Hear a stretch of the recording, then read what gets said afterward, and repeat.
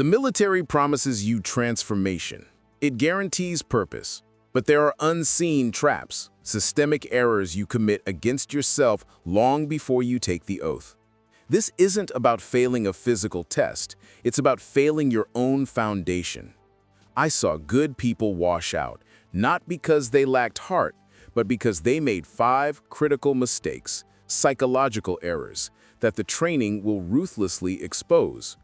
I came in full of pride. I thought I knew myself. I thought my intelligence and athletic background were insurance against failure. I learned the hard way that self-reliance, when misapplied, becomes self-sabotage. My defining moment came on a desolate, cold night, deep in the wilderness phase.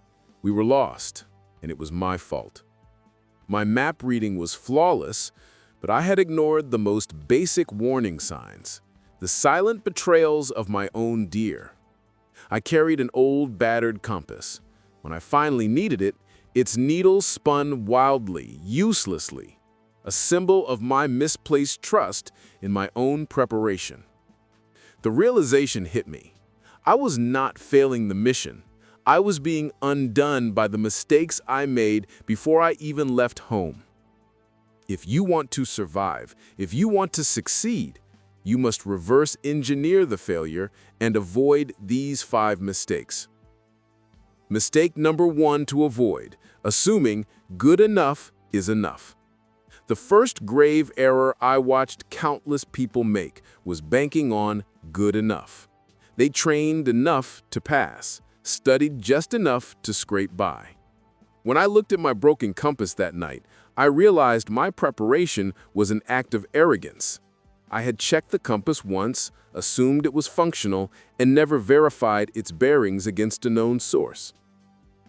Your preparation is not a floor. It is the ceiling of your performance under pressure. The military doesn't reward average. It exploits it. It finds the weak point in your good enough plan, the muscle you skipped, the regulation you skimmed, and drives a wedge into it until you break. Never assume your baseline effort is enough. Always push past the requirement. That broken compass was the universe screaming. The enemy doesn't grade on a curve. Mistake number 2 to avoid: believing individual merit excuses ignorance. I was a good student. I believed my individual competence would always shine through. This is the second catastrophic mistake: believing that your personal talents, your strength, your knowledge, your quick wit can compensate for your ignorance of the larger system. We were lost because I was so focused on being the best map reader that I failed to consult the communication specialist about the operational range, or the medic about the weather's impact on morale. That spinning compass meant nothing because I had prioritized individual achievement over systemic awareness. The military is a machine of synchronized parts. If you join expecting your singular brilliance to save the day, you will fail the system. Your brilliance only matters when it is layered atop foundational collective knowledge. Never let individual pride blind you to the essential needs of the whole. Mistake number 3 to avoid: treating self-care as an option, not a weapon. This is the mistake that causes more physical washouts than any injury. The third critical error is treating your sleep, nutrition, and mental space as luxuries to be sacrificed. When we were lost, my mind wasn't failing from the exhaustion of searching.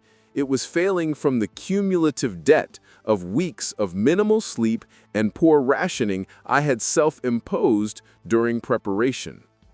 We romanticize the sacrifice. We think toughing it out means skipping meals or pulling all-nighters. But exhaustion is not toughness. It is a vulnerability. It warps perception. It makes your functional compass spin like mine did.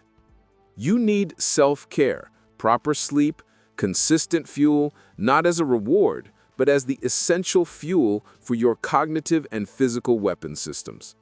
Neglecting your foundational needs is simply handing the enemy fatigue, doubt, free ammunition. Your ability to perform starts with your commitment to rest and maintenance. Mistake number 4 to avoid: defining failure as irreversible. This is the mistake that forces the final resignation. It is defining your first failure, a poor grade, a missed deadline, an imperfect movement, as a permanent statement about your worth. The compass broke, and my first thought was, I am a failure. I am the reason the team is lost. In the military, failure is a data point. It is a necessary friction used to sharpen competence. The error lies in the interpretation. Do you internalize the failure and stop, or do you analyze the failure and adapt? I didn't fail when the compass broke. I failed when I let the panic of the situation prevent me from taking a bearing off the stars, which I knew I could do. The training is designed to push you past your limits. You will fail, but you must not allow the emotional pain of the setback to paralyze the rational process of recovery. Failure is a signal, not a sentence. Finally, the 5th and most insidious error: conflating true self-reliance with isolation. I was reluctant to admit my compass was broken. I saw it as a personal flaw, a sign of weakness that I had to hide from my team. I tried to correct the error myself, wasting hours.